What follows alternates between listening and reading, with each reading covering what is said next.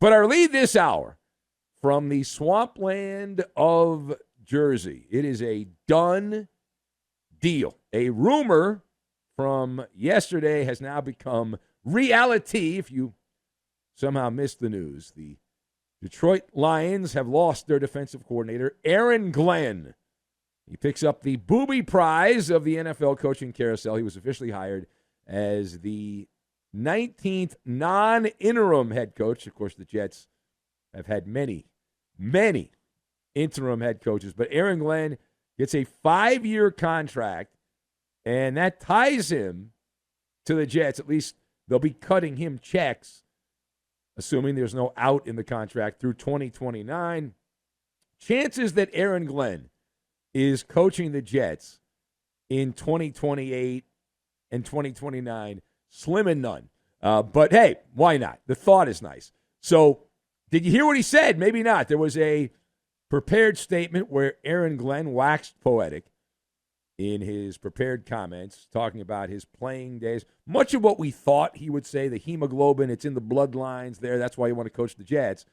Saying that the Jets organization has always felt like home. And Glenn played for the Jets and was one of their, I don't want to say a star because he was a defensive guy, but he played on the defense from the mid-'90s to the early 2000s. He made a couple of Pro Bowls. That was back before the Pro Bowl was hula hoop toss and water balloon and all that.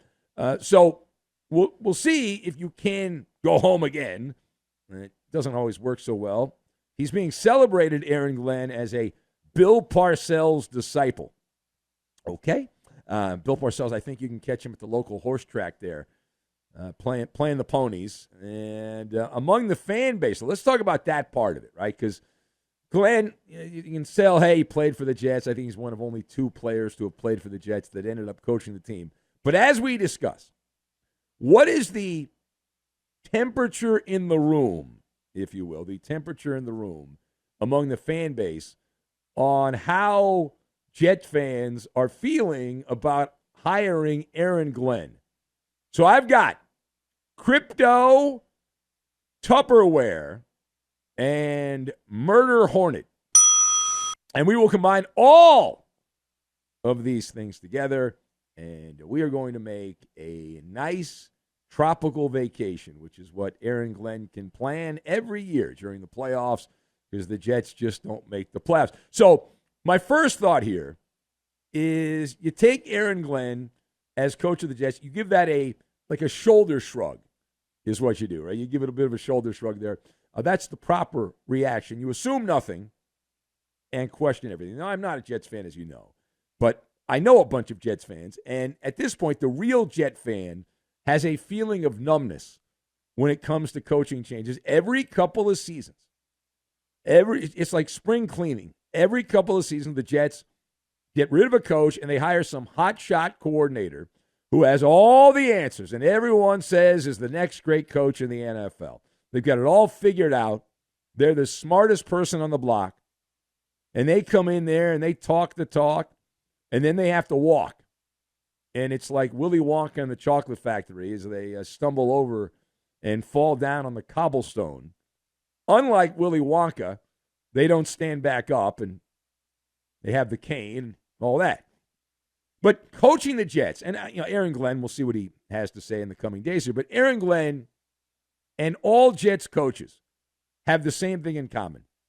They come in there, and they're charlatans is what they are, right? It's like some fly-by-night pump-and-dump crypto scam. Hey, you got to buy this new crypto. Oh, man, to the moon, to the moon, to the moon, to the moon, to the moon. Unfortunately, the turnaround point bar is actually not that high, which is pretty good, right? It's very low. I will give that to Aaron Glenn. How low can you go? How low can you go? The Jets are coming off their 14th straight season out of the playoffs, which means if you're like going into your freshman year in high school coming up, your entire life the Jets have not made the playoffs. The longest active drought in the big-time industrial complex of American sport. I mean, you talk about the big sport leagues, the 4 major men's sports leagues. and they have the longest drought. So we are setting the Maller odds, very important measuring tool.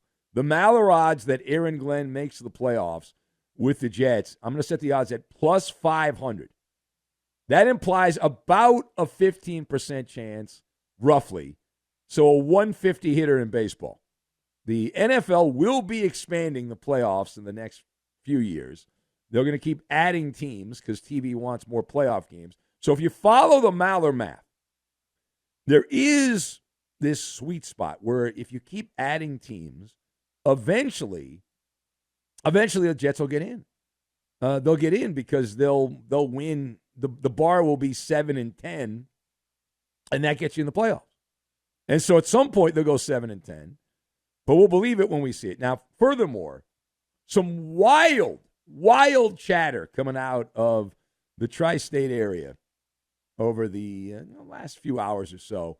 There's some leaks out there that claim Aaron Glenn, the new coach, has made it be known to people around him that he would like to keep Aaron Rodgers under center.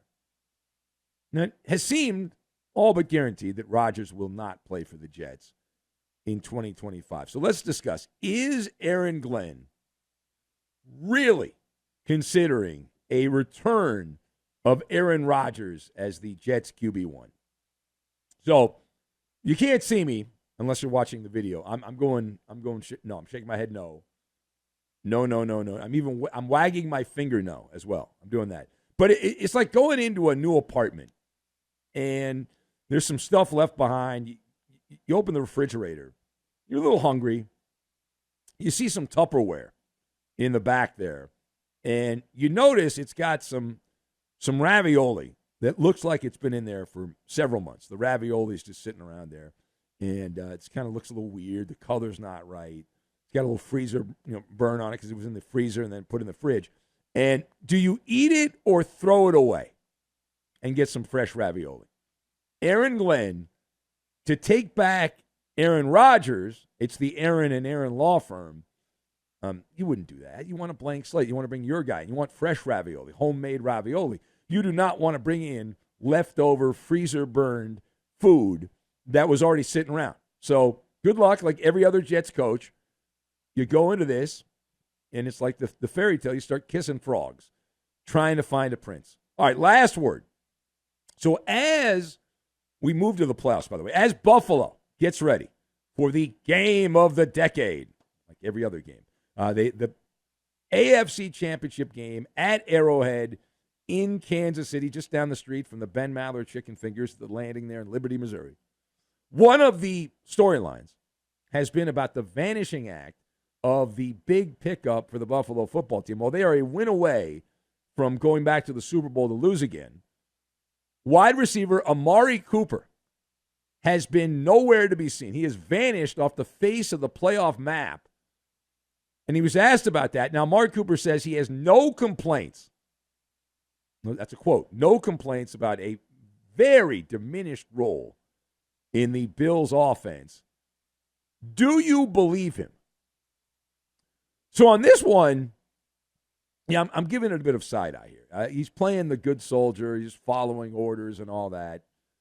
But regardless, if he's satisfied with his role, then there's something messed up. I'm skeptical. Like Buffalo brought this guy in, Amari Cooper. Remember, they were not playing that well on offense. They were talking about how great everything was without Stephon Diggs. But the real ones, not the Kool-Aid drinking Bills Mafia losers. I'm talking about the real people. All right? They knew there was a problem. The Bills knew there was a problem, so they went out and got Amari Cooper to fix the problem. They brought him in, and the main reason they brought him in is that, well, in the playoffs, we're going to need a guy like Amari Cooper. He's a $20 million receiver who's a decoy at this point, right? He's doing the okie doke. He's an afterthought. Cooper has been, at times in his career, he's been a murder hornet, and right now he's a murder hornet with no stinger for the Buffalo Bills. There's just a lot missing there. There's a lot missing. And it's kind of like swimming in cold water. There's a lot of shrinkage that is going on right now. Either the Bills' offense has decided that Cooper is just not good enough that they can't feed him the ball, or he's hurt, or they're going to say he's hurt, or he's simply just underperforming and he can't get the job done. He's only been targeted 4 times in 2 games. $20 million receiver has 4 targets in 2 games with Buffalo. He's got 2 catches for all of 8 yards.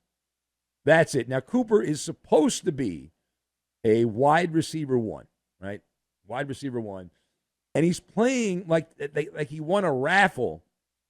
Hey, how would you like to play receiver for the Buffalo Bills in the playoffs? It's that kind of a vibe. It's that kind of a vibe. It's